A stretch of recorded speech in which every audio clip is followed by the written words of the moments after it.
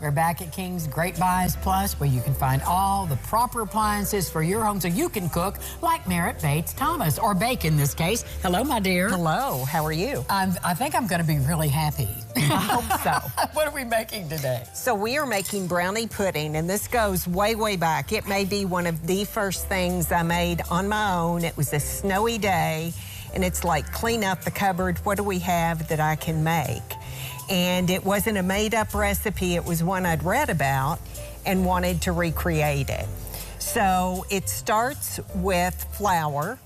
Like a good brownie should. Yes, and you add in melted butter. You add in cocoa. You add in a little bit of sugar and some vanilla. And let's see, what else do we have? We use walnuts or pecans, and I've added some mini chocolate chips. Thank you. Yes, yes. So I think we've covered everything that's over here. We spread out the brownie, and you can see here, this looks a little bit different, but you spread the brownie piece in the base of the pan. Oh, okay. Then you come along, and you have a cup and a half of water. Now, this is really different, Merritt. I mean, this is different than any brownie. This is fun. Okay. Because it's like a science experiment. I love STEM. I love STEM stuff. Yes. And we put in a half cup of brown sugar and 2 tablespoons of cocoa. I like the direction here, yes. So never enough chocolate. And this is a recipe you think, how in the world? This has to be wrong. But every source for it, when I looked at recreating it years later, every source for it pretty much lists it the same way.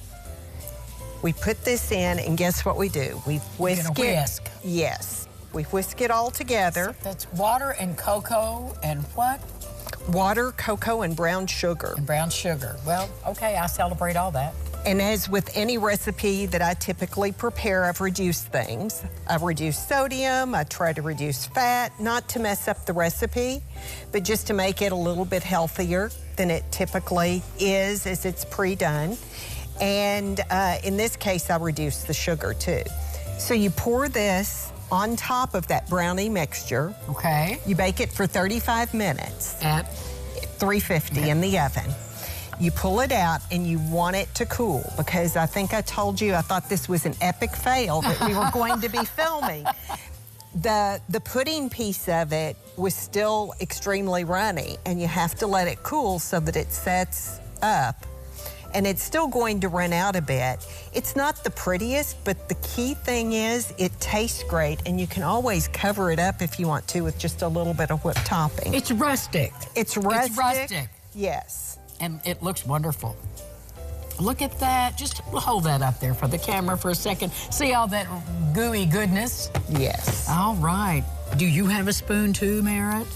I will find one after we finish. All right.